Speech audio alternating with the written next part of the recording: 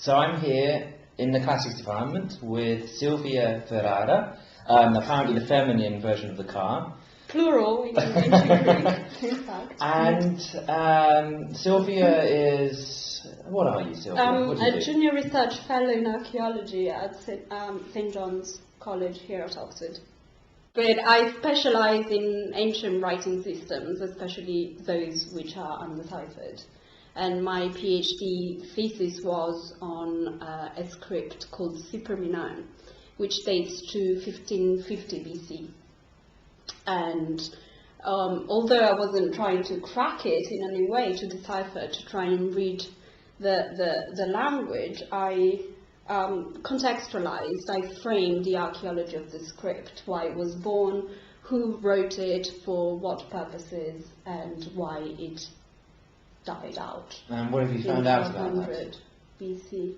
I've discovered that it was an elitist tool, because lots of very precious, high-status objects were inscribed with personal names, so ownership was a big concern of the Cypriots of the late Bronze Age. And there's not very much of it, and this is the reason why it hasn't been deciphered in the first place, although many would-be decipherers tried to crack the code in a very sort of, Dan Brownish methodological. And you were saying that actually you weren't really interested so much in cracking the code. No, I was why is that? I was more interested in seeing what you can do with an undeciphered script, and it turned out to be a lot. Okay, what can you do with it?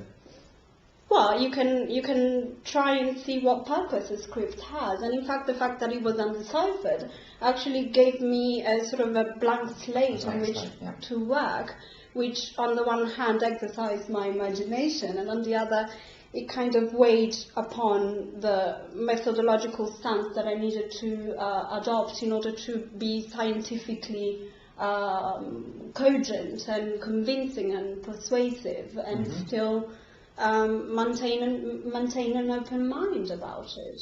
What kind of script? I mean, what does it look like, this script? It looks halfway between linear and cuneiform. So it's really... So for someone like myself who doesn't know anything about these scripts, what does that look like?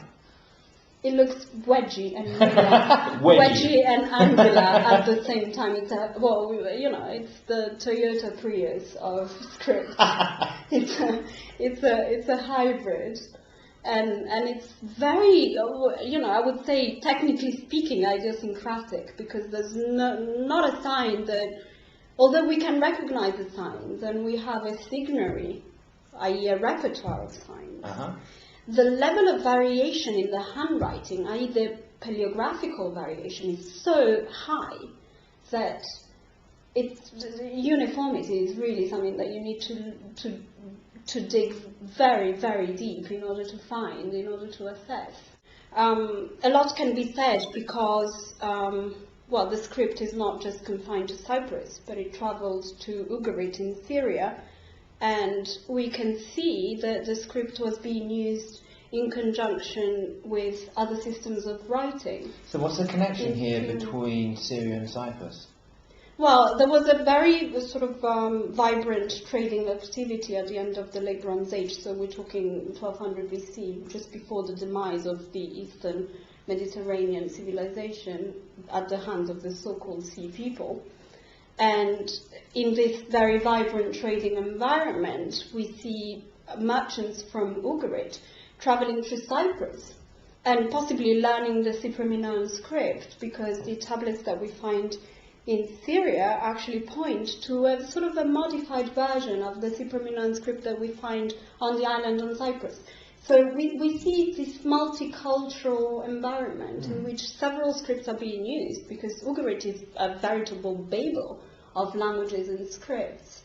And we see the Akkadian cuneiform being used as the lingua franca in the sort of... So do you think the merchants would be conversing in these different scripts, or are these scripts just for writing down, do you think? Well, conversing implies that they were bilingual, if not trilingual, to an extent. And you think that's the case? I think it was the case. In fact, I'm running ahead of myself, because although my first book hasn't been published yet, I'm already writing a new one on multiculturalism and multilingualism in the second millennium BC on Cyprus and in Syria. And Crete ties in the picture because the Cypro-Minoan script ultimately derives from Linear A. I was going to ask why it's actually called Cypro-Minoan. Yes, so this is the reason. The assumption is that there's a direct lineage from Linear A, which is the Minoan script, which again is undeciphered, so we don't know what language it registered. So the assumption that there is a direct transmission of the signs of Linear A onto the Cypro-Minoan script has to be reassessed to an extent, but which kind of bears with my conclusion that Cypro-Minoan is a misnomer, because the level in which we can actually assess the lineage from Linear A is very scanty because the evidence is very little. You very much think that the picture that you're getting of Cyprus isn't so much a small Greek island on the edge of the Mediterranean, but actually something that's much more cosmopolitan and at the centre of networks going right through the Aegean and right across into... I think it's been like that for 4,000 years. Yeah. It never ceased to be very separate, as well as drawing influence from other cultures in a very cunning way. This is what I try to tell my students. There's more to these kind of subjects than what the eye meets at first sight. You need to realize that studying writing is just incredible, because it kind of has so many implications on levels which are not purely linguistic. Yeah, you can learn so much about the peoples. Yes. The culture, the politics. And you can actually physically see the people, because some of these people leave marks of their fingertips onto the moist tablet. That's great.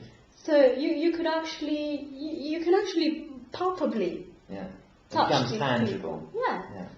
We tend to think of antiquity as this abstract thing that history books tell us about in very vague terms, but we're talking about people who are using a tool that we are still using, and they didn't use it in a primitive way. They used it in a very sophisticated and at times very elegant way. Sylvia, this has been absolutely fantastic, very fascinating. Thanks for taking us through the history of writing, for telling us a little bit about just how and why this little island in the Mediterranean was so important, and for showing us that it's not all about Dan Brown and code breaking, but there are other things to the study of ancient civilization.